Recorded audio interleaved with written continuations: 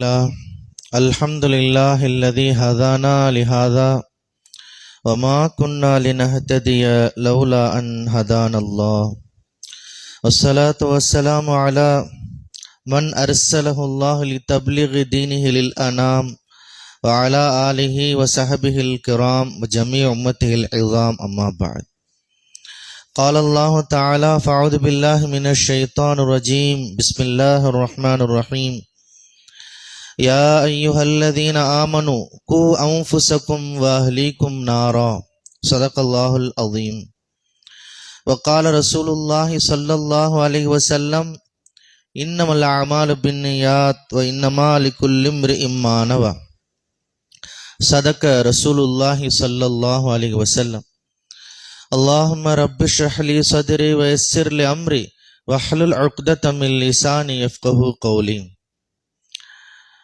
கண்ணியத்திற்கும் பெரும் மரியாதைக்கும் உரிய எல்லாம் வல்ல அல்லாஹ்வின் நல்லடியார்களே, அன்பு சகோதரர்களே,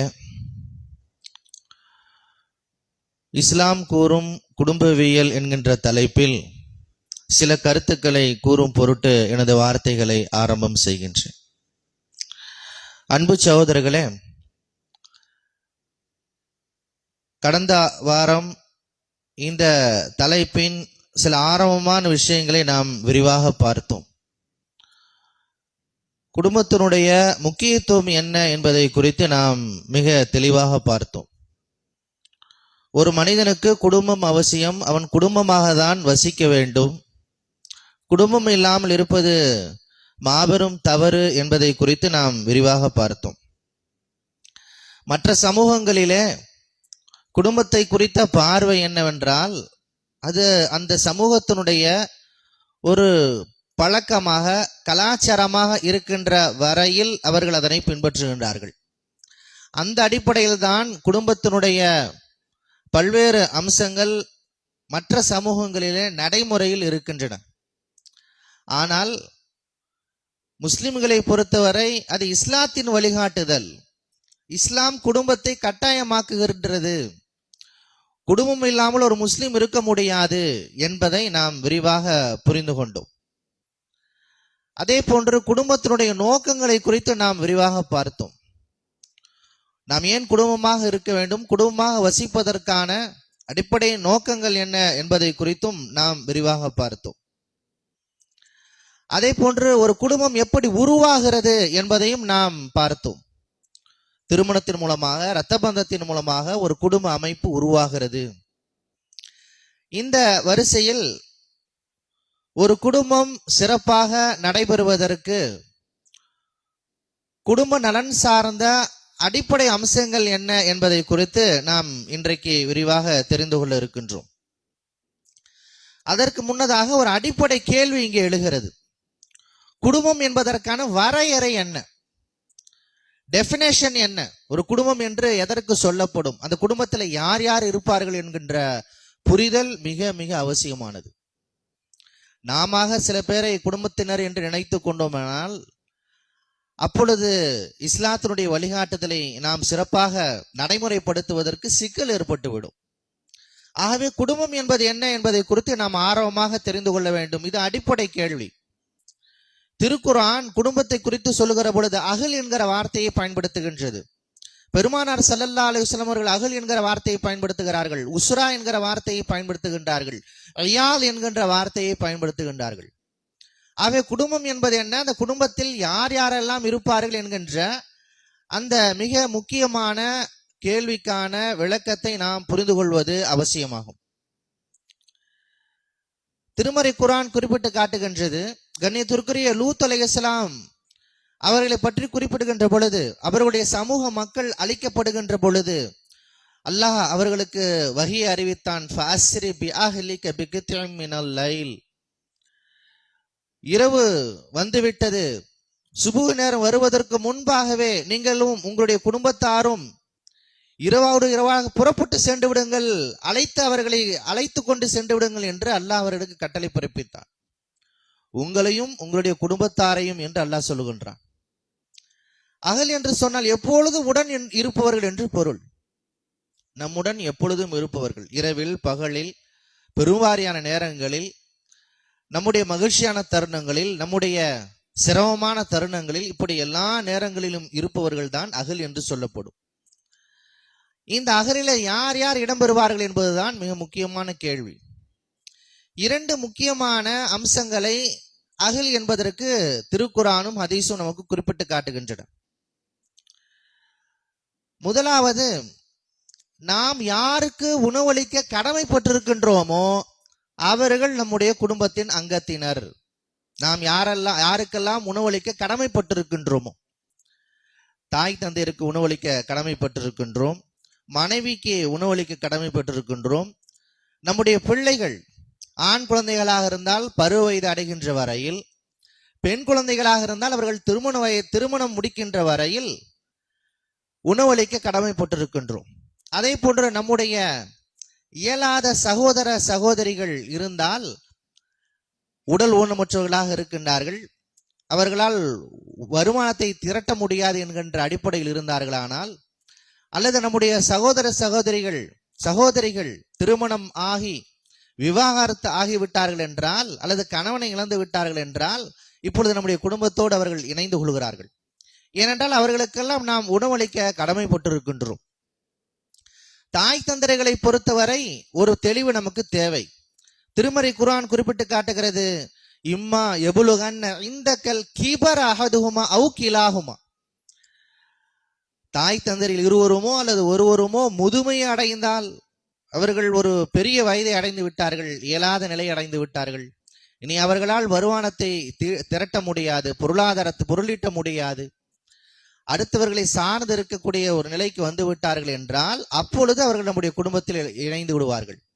அதற்கு முன்பாக அவர் நல்ல தருணத்தில் இருக்கின்ற பொழுது, நல்ல தரத்தில் இருக்கின்ற பொழுது, வருவாய் ஈட்டக்கூடிய நிலையில் இருக்கிறார்கள் என்றால், அப்பொழுது நம்முடைய குடும்பத்திலே அவர்கள் இடம்பெறுவார்கள். கட்டாயம் இல்லை என்கிற அடிப்படையில் இணைந்து கொள்வார்கள். அதே சமயத்தில் அவர்கள் முதுமை அடைந்து விட்டால், பொருளீட்டல் அவர்களுக்கு முடியாது என்றால், அப்பொழுது கட்டாயம் அவர் நம்முடைய குடும்பத்தோடு இணைந்து கொள்கிறார்கள்.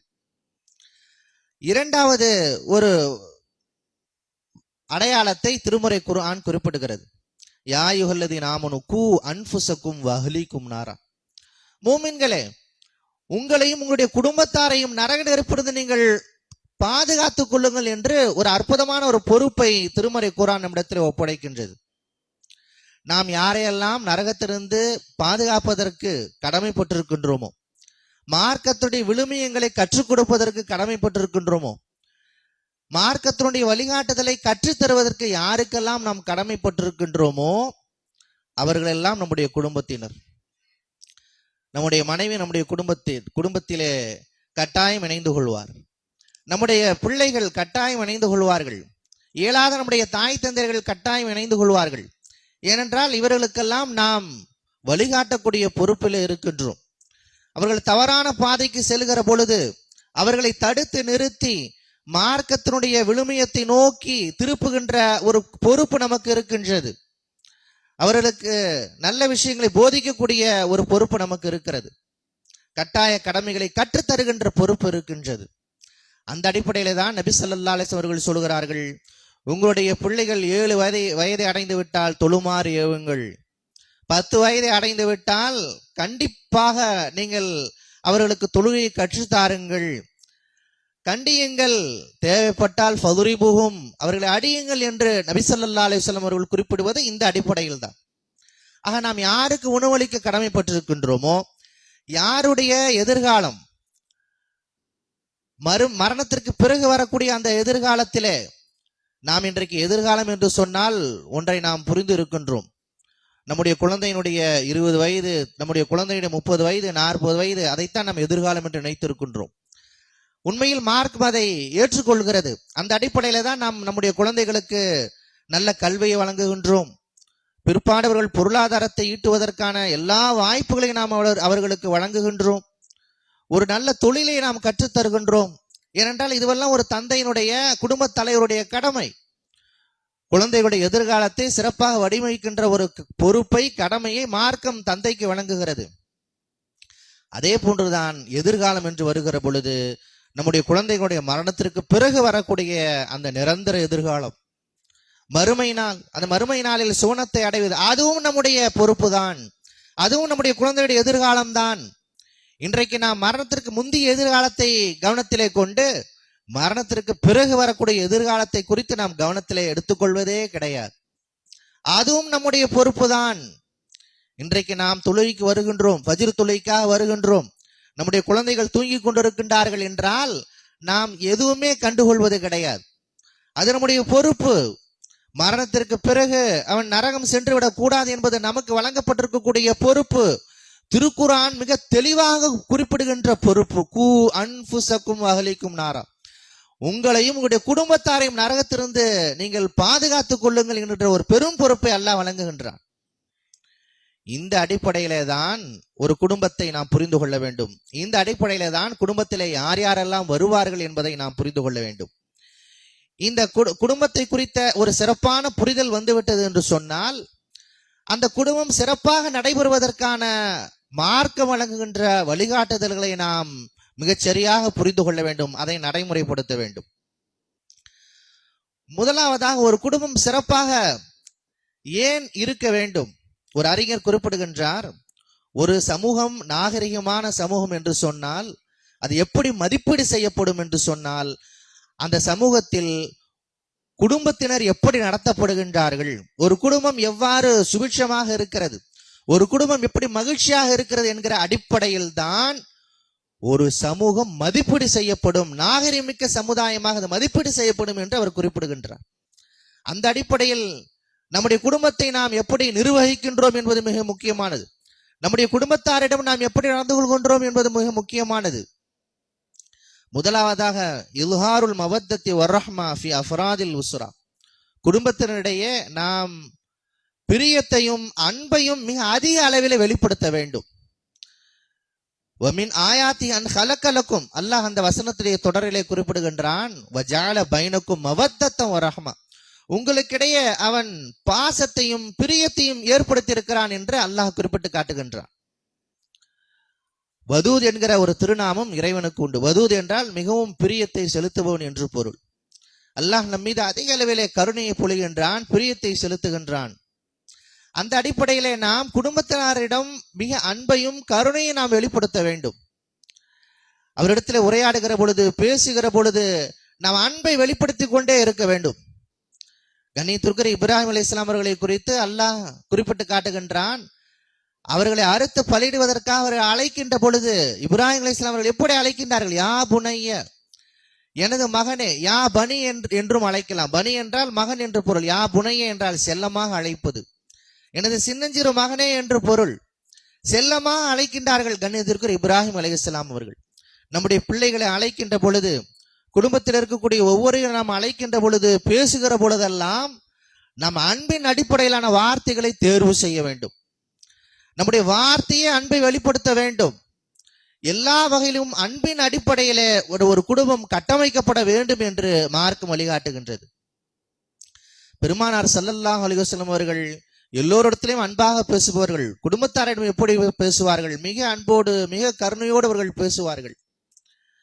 பட்டப்பெயர் சொல்லி அழைக்க மாட்டார்கள். வெறுக்கின்ற வார்த்தைகளை சொல்லி அழைக்க மாட்டார்கள். குடும்பத்தாரிடம் பெருமானார் ஸல்லல்லாஹு அலைஹி அவர்கள் மிக கனிவோடு பேசுவார்கள்.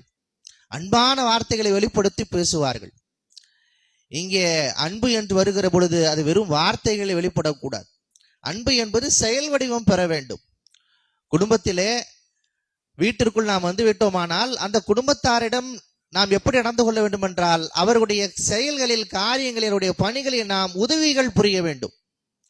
பெருமானார் ஸல்லல்லாஹு அலைஹி வஸல்லம் அவர்கள் வீட்டிற்கு வந்தவுடன் என்ன செய்வார்கள் என்று ஆயிஷா ரலியல்லாஹு அன்ஹா அவரிடத்தில் கேட்கப்பட்ட பொழுது, நபி ஸல்லல்லாஹு அலைஹி வஸல்லம் அவர்கள் வீட்டிற்குள் வந்துவிட்டால் எங்களுக்கு உதவி செய்வார்கள்.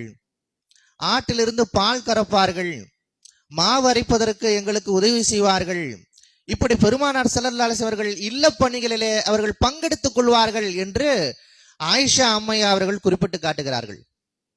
நான் ஒருவரை நேசிக்கிறேன் என்றால் அவருக்கு நான் உதவி புரிய வேண்டும்.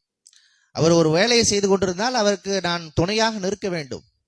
இன்றைக்கு குடும்பத்தில் என்ன நடைபெறுகிறது? மனைவி சமைத்துக் கொண்டிருப்பார்கள், இல்லத்தினுடைய வேலைகளை செய்து கொண்டிருப்பார்கள். குழந்தைகளோ கணவனோ அவர்களுக்கு எந்த உதவியும் செய்வது கிடையாது. நான் வெளியே சென்று விட்டேன், வெளியே சென்று விட்டு வருகின்றேன், வெளியில நான் பொருளாதாரத்தை திரட்டுகின்றேன், ஆகவே நான் களைப்பாக இருக்கின்றேன், நான் எந்த வேலையும் செய்ய மாட்டேன் என்கின்ற ஒரு முடிவை நாம் நமக்கு நாமவே எடுத்துக்கொள்கின்றோம். பல சமயம் நாம் ஓய்வாக இருந்தாலும் கூட பெண்களுக்கு எந்த ஒத்துழைப்புகள் நாம் வழங்குவது கிடையாது. அதைவிட பிள்ளைகள் எந்த ஒரு பணியும் வீட்டிலே செய்வது கிடையாது. நாமவே ஒன்றை சொன்னால்தான் அதை செய்கிறார்களே ஒழிய, என்னுடைய தந்தைக்கு நான் ஏதாவது உதவி செய்ய முடியுமா, என்னுடைய தாய்க்கு நான் ஏதாவது உதவி செய்ய முடியுமா, வேறு யாராவது வீட்டினுடைய பணிகளை நான் ஏதாவது நானாகவே செய்து அவர்களுக்கு உதவி செய்ய முடியுமா என்றெல்லாம் ஒருபோதும் யோசிப்பது கிடையாது. அப்படி செய்வதற்கான ஒரு பழக்கத்தையும் நாம் செய்வது கிடையாது, கற்றுத்தருவது கிடையாது. குழந்தைகளுக்கு ஒரு பணியை நாம் வழங்க வேண்டும், இந்த பணியை நீ செய்து விடு. குறிப்பாக நம்முடைய ஆண் குழந்தைகளுக்கு நாம் கற்றுத்தர வேண்டும். இன்றைக்கு எப்படி தந்தைமார்கள் வீட்டில் நடந்து கொள்கிறார்களோ அதே போன்று நம்முடைய ஆண் பிள்ளைகள் வருவதை நாம் பார்க்கின்றோம். தந்தை வீட்டிற்கு அரசனாக இருக்கிறான் என்றால் நம்முடைய ஆண் பிள்ளைகள் இளவரசர்களாகவே இருக்கின்றார்கள். தந்தை தாயை வேலை வாங்குகிறார், வேலைக்காரியாகவே நடத்துகிறார் என்றால் நம்முடைய ஆண் குழந்தைகளும் அம்மாவை வேலைக்காரியாக நடத்துகின்ற ஒரு நிலையை நாம் பார்க்கின்றோம். சின்னஞ்சிறு வேலைகளை கூட நம்முடைய ஆண் குழந்தைகள் செய்வதில்லை. இவையெல்லாம் பிரியத்திற்கு எதிரான விஷயங்கள், அன்பிற்கு எதிரான விஷயங்கள். நான் அன்பை வெளிப்படுத்துவதற்கு செயல்கள் மூலமாக, உதவிகள் மூலமாகத்தான் வெளிப்படுத்த வேண்டும். அதே போன்ற இரண்டாவது அஸ்ஸிதுகு பைன அஃராதில் உஸ்ரா, குடும்பத்திற்கு மத்தியிலே வாய்மையாக இருப்பது, வெளிப்படைத்தன்மையாக இருப்பது. கணவனும் மனைவியும் பிள்ளைகளும் வாய்மையாக இருக்க வேண்டும். ஒருவருக்கொரு மறைந்த ரகசிய வாழ்க்கை என்பது இருக்கக்கூடாது. சிதுக்கு என்றால் வாய்மையாக இருப்பது, வெளிப்படைத்தன்மையோடு இருப்பது.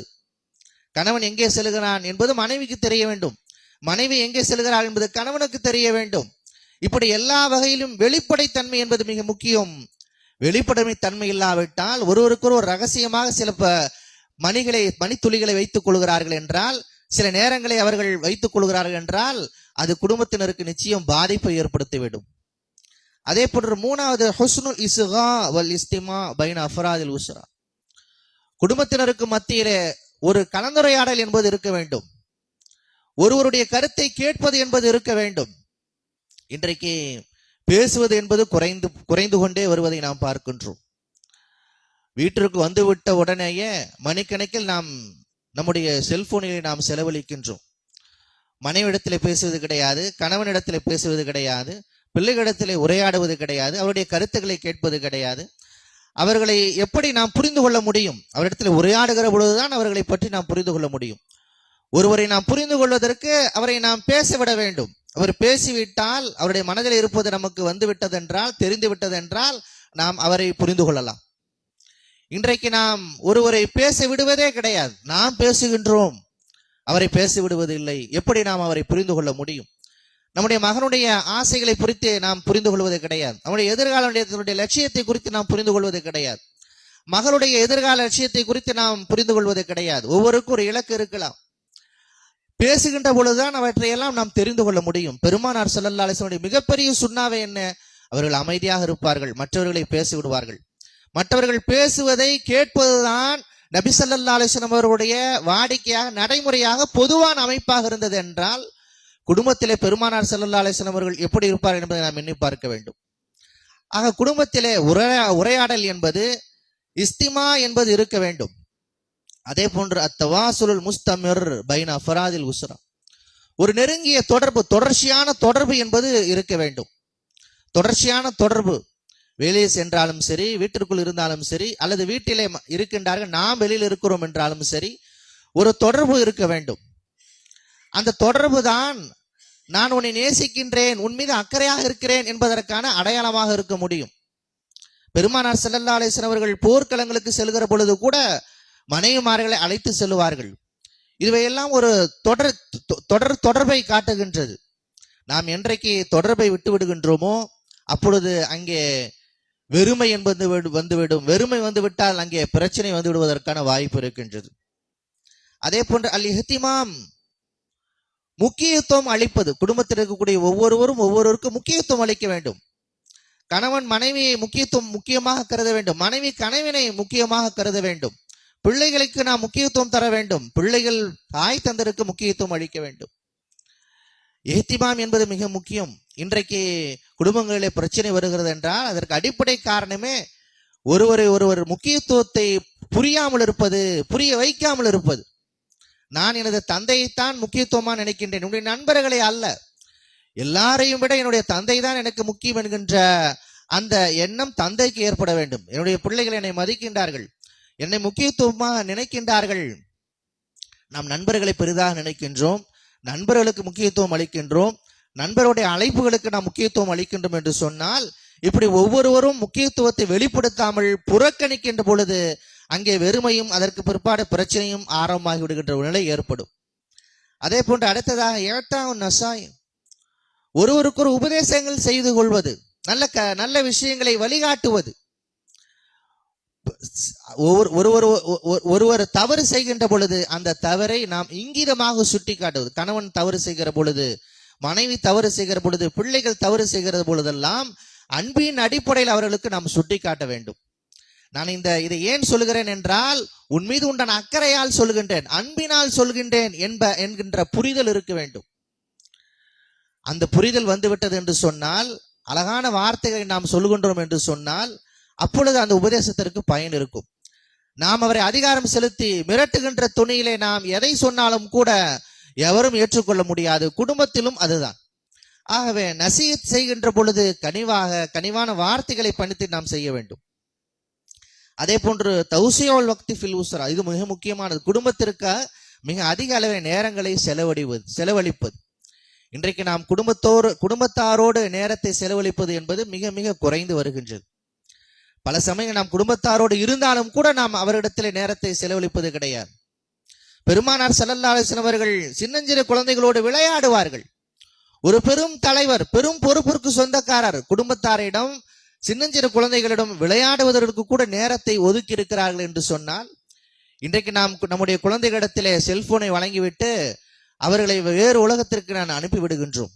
தந்தை பிள்ளைகளோடு விளையாட வேண்டும், தாய் பிள்ளைகளோடு விளையாட வேண்டும், குடும்பத்தாரோடு விளையாடுதல், இப்படி குடும்பத்தாரோடு நேரத்தை அதிகம் செலவழிப்பது, இப்படி பல்வேறு விஷயங்களை மார்க்கம் மிக தெளிவாக நமக்கு வழிகாட்டுகிறது. இந்த வழிகாட்டுதல் எல்லாம் எதற்காக வென்றால், நம்முடைய குடும்பம் சிறந்த குடும்பமாக, சுபிட்சமான குடும்பமாக, மகிழ்ச்சிகரமான குடும்பமாக இருப்பதற்கான வழிகாட்டுதல்கள். சுருக்கமாக சொல்வதென்றால், பெருமானார் ஸல்லல்லாஹு அலைஹி வஸல்லம் அவர்கள் சொல்கின்றார்கள், ஹைருக்கும் லிஅஹ்லி வ அன ஹைருன் லிஅஹ்லி.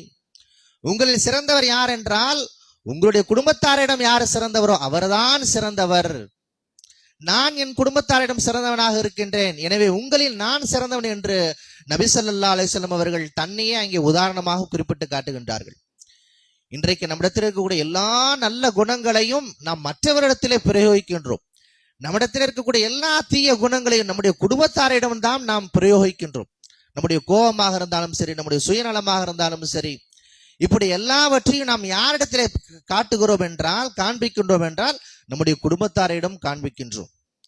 மற்றவரிடத்திலே கோபப்படாத ஒரு மனிதர் மனைவிடத்திலே கோபப்படுகின்றார். மற்ற யாரிடத்திலும் சுயநலமாக நடக்காத ஒரு மனிதர் குடும்பத்தாரிடம் சுயநலமாக நடந்து கொள்வதை நாம் பார்க்கின்றோம். ஆனால் இஸ்லாம் என்ன சொல்கிறது என்றால், நம்முடைய எல்லா வகையான நற்குணங்களையும் எங்கிருந்து ஆரம்பிக்க வேண்டும் என்றால் குடும்பத்தாரிடமிருந்து ஆரம்பிக்க வேண்டும். அப்படி குடும்பத்தாரிடம் நான் நல்ல முறையில் நடந்து கொண்டோம் என்றால், உயர்ந்த பண்பாட்டை வெளிப்படுத்தி நடந்து கொண்டோம் என்றால், நாம் நம்முடைய குடும்பத்திலே சிறந்தவர்கள் என்கின்ற ஒரு அடையாளத்தை நாம் பெற்று விடலாம். இது வெறும் கணவனுக்கான அளவுகோல் மட்டுமல்ல, மனைவிக்கான அளவுகோல், பிள்ளைகளுக்கான அளவுகோல், இயலாத தாய் தந்தையர்களுக்கான அளவுகோல், இப்படி எல்லோருக்குமான அளவுகோல் என்ன? நாம் குடும்பத்தாரிடம் நற்பெயர் எடுக்க வேண்டும். இன்றைக்கு சமூகத்தில் ஏராளமான பிரச்சனையை நாம் பார்க்கின்றோம். விவாகரத்துகள் இன்றைக்கு அதிகம் பெருகி வருகின்றன. முறையற்ற தொடர்புகள் இன்றைக்கு அதிகம் உருவாகி வருகின்றன. நம்முடைய குழந்தைகள் ஆபத்தான முறையிலே வளர்ந்து வருகின்றார்கள். இப்படி பல்வேறு பிரச்சனையை நாம் பார்க்கின்றோம். இந்த எல்லா பிரச்சனைகளுக்கும் அடிப்படை காரணம் என்னவென்றால், நாம் குடும்பத்திலே எப்படி நடந்து கொள்ள வேண்டும் என்கின்ற அந்த புரிதல் இல்லாமைதான். ஆகவே முதலிலே நாம் இந்த புரிதலை வளர்த்து கொள்ள வேண்டும். ஒரு குடும்பத்தில் என்னுடைய பொறுப்பு என்ன, என்னுடைய கடமைகள் என்ன, என்னுடைய உரிமைகள் என்ன, நான் அதை சரியாக நிறைவேற்றுகின்றன, நான் தாயிடத்தில் எப்படி நடந்து கொள்ள வேண்டும், தந்தையிடத்தில் எப்படி நடந்து கொள்ள வேண்டும், மனைவி இடத்திலே நான் எப்படியெல்லாம் நடந்து கொள்ள வேண்டும், கணவனிடத்திலே நான் எப்படி நடந்து கொள்ள வேண்டும், பிள்ளைகளிடத்தில் நான் எப்படி நடந்து கொள்ள வேண்டும், இப்படி நம்முடைய கேரக்டரை, நம்முடைய பாத்திரத்தை நாம் புரிந்து நடந்து கொள்ளக்கூடிய ஒரு தருணத்தை நாம் உருவாக்கி கொள்ள வேண்டும். அந்த நாலேஜை நாம் உருவாக்கி கொள்ள வேண்டும். அந்த புரிதலை நாம் மேம்படுத்தி கொள்ள வேண்டும். இந்த அடிப்படை புரிதல் இல்லாத காரணத்தால் தான் இன்றைக்கு இது போன்ற பல்வேறு பிரச்சனைகள் வருகின்றன. ஆகவேதான் மார்க்கம் மிக தெளிவாக இந்த அடிப்படை விஷயங்களை கற்றுக்கொள்வதற்கு முன் வர வேண்டும் என்று நமக்கு வலியுறுத்துகின்றது. பெருமானார் ஸல்லல்லாஹு அலைஹி வஸல்லம் சொன்னார்கள், அல்லிமு நிசாக்கும் சூரத்தன் நிசா, உங்களுடைய பெண்களுக்கு சூரா நிசாவை கற்றுக்கொள்ளுங்கள் என்று நபி ஸல்லல்லாஹு அலைஹி வஸல்லம் சொன்னது இந்த அடிப்படையில் தான். குடும்பத்தில் என்னுடைய பாத்திரம் என்ன, நான் என்ன கடமை செய்ய வேண்டும், என்ன எனக்கான உரிமை இருக்கிறது என்ற புரிதல் நமக்கு வர வேண்டும். ஆகவேதான் இன்றைக்கு பல்வேறு முஸ்லிம் நாடுகளிலே திருமணத்திற்கு முன்பான சில வழிகாட்டுதலை ஒரு பாடத்திட்டமாக வைத்திருக்கின்றார்கள். ஒரு 3 மாதம் 4 மாதம் அந்த பாடத்திட்டத்தை நாம் சரியான முறையில் உள்வாங்கிக் கொண்ட பிறகு, அதற்கான சான்றிதழை பெற்ற பிறகுதான் திருமணம் செய்ய முடியும் என்கின்ற ஒரு நிலை இருக்கின்றது. திருமணத்திற்கு முன்பான குடும்ப நல ஆலோசனை அமைப்புகள் இருக்கின்றன. அவற்றிலே சான்றிதழ் பெற்ற பிறகுதான், எப்படி நாம் ஓட்டுநர் பயிற்சி பெறுவதற்கு முன்பாக, அந்த சான்றிதழை பெறுவதற்கு முன்பாக நாம் பல்வேறு பயிற்சிகள் எடுத்துக்கொள்கின்றோம். அந்த சான்றிதழை பெற்ற பிறகுதான் ஓட்டுநருக்கான லைசன்ஸ் நாம் பெற முடியுமோ, அதே போன்றுதான் திருமணத்திற்கு முன்பாக இந்த சான்றிதழை பெற்ற பிறகுதான் ஒரு குடும்பத்தை குறித்து என்னுடைய பொறுப்புகள் என்ன, நான் எப்படியெல்லாம் நான் அணுக வேண்டும், இப்படி எல்லா வகையான புரிதலும் ஆணும் பெண்ணும் பெற்ற பிறகுதான் அங்கே திருமணங்கள் செய்து கொள்ள முடியும் என்கின்ற ஒரு நிலை இருக்கின்றது. இன்றைக்கு மெல்ல மெல்ல அது போன்ற ஒரு நிலை நம்முடைய மஹல்லாக்களே, நம்முடைய சமூகத்திலே இன்றைக்கு அல்ஹம்துலில்லாஹ் வந்து கொண்டிருக்கின்றது. நாம் அதை மிக சிறப்பான முறையில் பயன்படுத்திக் கொள்ள வேண்டும். நம்முடைய பிள்ளைகளுக்கு நாம் திருமணம் செய்து வைக்கின்றோமா, அப்படி என்றால் இது போன்ற கவுன்சிலிங் சென்டர் இருக்கிறது என்று சொன்னால் அங்கே நாம் அவர்களை அனுப்பி அவர்களுக்கான பயிற்சியை நாம் வழங்க வேண்டும். அப்படி வழங்குகின்ற பொழுதுதான் அந்த புரிதலோடு, அந்த கல்வியோடு, அந்த ஞானத்தோடு அவர்கள் குடும்ப வாழ்க்கைக்குள் வருவார்கள். இப்படி பல்வேறு விஷயங்களை நாம் மிக தெளிவாக புரிந்து கொண்டோமானால் ஒரு குடும்பத்தை நாம் சுபிட்சமாக நாம் எடுத்து சொல்லுவோம், மகிழ்ச்சிகரமாக நாம் எடுத்து சொல்லுவோம். அந்த அடிப்படையில் தான் நாம் நாகரிகமிக்க சமுதாயமாக மதிப்பீடு செய்யப்படுவோம். ஆக ஒரு மனிதன், ஒரு சமுதாயம் அவன் நாகரிகமிக்கவன், மேம்பாடு அடைந்தவன் என்று எப்படி புரிந்து கொள்வார்கள் என்றால், நாம் எப்படி குடும்பத்தில் இருக்கின்றோம், நாம் குடும்பத்தை எப்படி வழிநடத்தி செல்கின்றோம் என்ற அடிப்படையில் தான் இருக்கின்றது. அந்த அடிப்படையில் இஸ்லாம் வழங்குகின்ற குடும்பியல் வழிகாட்டுதல் நாம் புரிந்து கொள்ள வேண்டும், உள்வாங்கிக் கொள்ள வேண்டும். அதன் அடிப்படையில் நம்முடைய குடும்பத்தை நாம் வழிநடத்தி செல்ல வேண்டும். எந்த அளவிற்கு நாம் வழிநடத்தி செல்ல வேண்டும் என்றால், முஸ்லிம் அல்லாத மக்களுக்கு நாம் ஹைர உம்மத்தாக, ஒரு சிறந்த சமுதாயமாக ஒரு தோற்றம் தருகிற அளவிற்கு நாம் வழிநடத்தி செல்ல வேண்டும். இன்றைக்கு அப்படிப்பட்ட ஒரு தோற்றம் தரப்படுகிறதா என்றால் நிச்சயம் இல்லை. நம்மை விட முஸ்லிம் அல்லாத மக்கள் குடும்பத்தை மிக சிறப்பாக வழிநடத்தி செல்வதை நாம் பார்க்கின்றோம். உண்மையில் நாம் தான் வழிகாட்டிகளாக இருக்க வேண்டும். ஏனென்றால் நமக்குத்தான் அந்த பொறுப்பை திருமறை குர்ஆன் வழங்குகிறது. அந்த சிறப்பை நமக்கு சொல்லுகிறது, ஹைர உம்மத் என்கிற சிறப்பை நமக்கு சொல்லுகின்றது. அந்த அடிப்படையில் குடும்பங்களை மிக சரியாக வழிநடத்தி சென்று ஹைர உம்மத்தாக மற்ற மக்களுக்கு தோற்றம் தருகின்ற அளவிற்கு நாம் சிறப்பாக குடும்பத்தை வழிநடத்தி செல்ல வேண்டும். எல்லாம் வல்ல அத்தகைய ஒரு நற்பெற்றை நம் அனைவருக்கும் வழங்க வேண்டும் என்று துவா செய்து இந்த அளவில் நிறைவு செய்து கொள்கிறேன். பாரக்கல்லாஹ் லனா வலக்கும் ஃபில் குர்ஆனில் அஸீம் வ நஃபஅனா வ இய்யாக்கும் பில் ஆயாத்தி வ ذிக்ரில் ஹகீம். இன்னஹு தஆலா ஜவ்வாதுன் கரீம் மலிகுன் கதீமுன் பர் ரഊஃபுர் ரஹீம் வ ரப்புன் ஹலீம்.